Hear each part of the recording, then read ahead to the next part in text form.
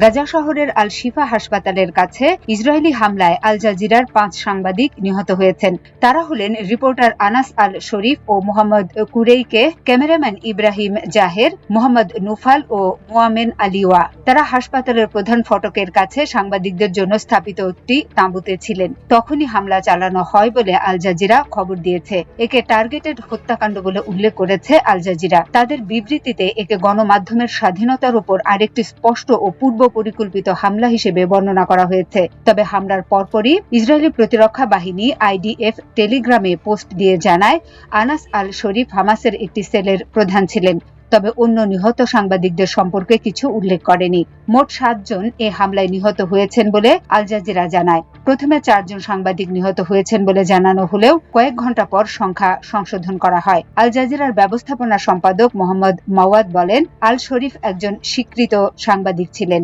গাজায় কি ঘটছে তা বিশ্বকে জানানোর একমাত্র কণ্ঠ ছিলেন তিনি। মোহাম্মদ মাওয়াদ অভিযোগ করেন, তারা ফ্রন্ট লাইনে ছিলেন না, তাঁবুতেই ছিলেন। ইসরায়েলি সরকার গাজার ভেতর থেকে যে কোনো সংবাদ কভারেজ বন্ধ করতে চাইছে।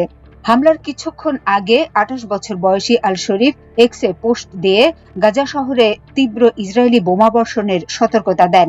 মৃত্যুর পর একটি পোস্ট প্রকাশিত হয়, যা সম্ভবত আগে লেখা ছিল এবং তার বন্ধুর মাধ্যমে প্রকাশিত হয়। হামলার পরের 2টি গ্রাফিক ভিডিও যা বিবিসি ভেরিফাই করেছে, তাতে দেখা যায় নিহতদের মৃতদেহ বহন করছে মানুষজন। সেখানে একজন মিডিয়া ভেস্ট পরিহিত ব্যক্তি জানান, একটি মৃতদেহ আল শরীফের। আইডিএফ দাবি করেছে আল শরীফ সাংবাদিক সেজেছিলেন এবং ইসরায়েলি বেসামরিক নাগরিক ও সেনাদের বিরুদ্ধে রকেট হামলার জন্য দায়ী। তারা আরও বলেছে, এর আগেই তার সামরিক সম্পৃক্ততার গোয়েন্দা তথ্য প্রকাশ করা হয়। গত মাসে আল জাজিরা, জাতিসংঘ এবং সাংবাদিকদের নিরাপত্তা বিষয়ক আন্তর্জাতিক সংস্থা সিপিজে পৃথক বিবৃতিতে আল শরীফের জীবন হুমকিতে রয়েছে বলে সতর্ক করে। তার সুরক্ষার দাবি জানায় সিপিজে। সংস্থাটির প্রধান নির্বাহী জোডি গিন্সবার্গ বিবিসিকে বলেন, ইসরায়েলি কর্তৃপক্ষ প্রমাণ দিতে ব্যর্থ হয়েছে যে নিহত সাংবাদিকরা আসলেই সন্ত্রাসী ছিলেন। তার ভাষায় এটি একটি পুনরাবৃত্তি ধারা।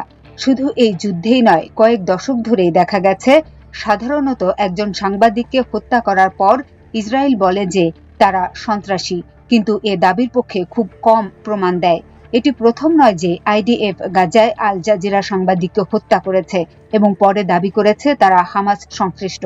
গত বছরের আগস্টে ইসমাইল আল গুল নিজের গাড়িতে বসে থাকার সময় বিমান হামলায় নিহত হন। সোশ্যাল মিডিয়ায় প্রচারিত ভয়াবহ ভিডিওতে তার মস্তক বিচ্ছিন্ন দেহ দেখা যায়। ওই হামলায় ক্যামেরাম্যান রামি আল রিফি ও পাশ দিয়ে যাওয়া এক সাইকেল আরোহী কিশোরও নিহত হয়। সিপিজের হিসাবে 2023 সালের অক্টোবর থেকে গাজায় ইসরায়েলের সামরিক অভিযান শুরুর পর এ পর্যন্ত 186 জন সাংবাদিক নিহত হয়েছেন।